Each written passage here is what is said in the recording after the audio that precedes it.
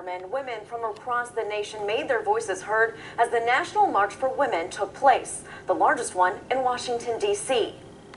Valley Congressman Tim Ryan was present at the event, and so was our Lindsay McCoy. She spoke with two women's rights supporters on why they are worried about the rising Trump administration. Throughout the campaign, he's denigrated women, and it's very worrisome.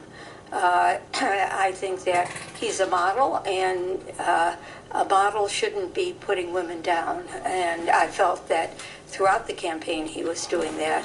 I believe we cannot sit back and just watch things happen or watch the clocks turn back in time. We need to have our voices be heard and constantly be pushing back against things that we think are not right. We have to be principled. The Women's March has spread beyond our borders as well, with marches taking place in other countries, including Greece, Germany, England, and Spain.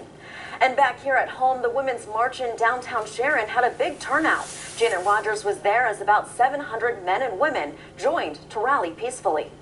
This is what democracy looks like! About 700 folks marched in the Women's March in Sharon, some sporting the pink hats wanting to get the ear of President Donald Trump with their protests. Women's rights are human rights! They held signs stating their fears about sexism, racism, homophobia, and xenophobia, the fear of foreigners. And I'm worried about the appointment of the judges that they're going to appoint and what's going to happen to our women's rights. I'm a mother of two daughters, and I think they have every right. I have one that's in the military, and I think she should have every right as a man does in the military. We care about equal pay for equal work.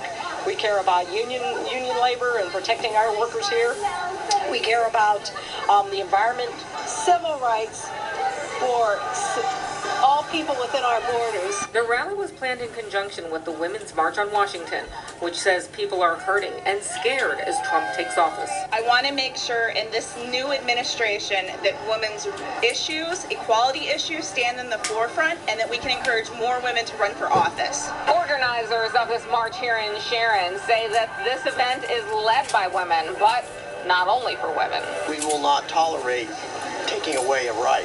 We found a Trump supporter in the crowd prior to the march. As a nation, if we're going to heal, we have to all come together. We have to accept that President Trump is our president, and we have to work together to overcome all the division that we have in this nation right now. At the end of the protest, he was still in the crowd. Hey! Still here. Trump's hate!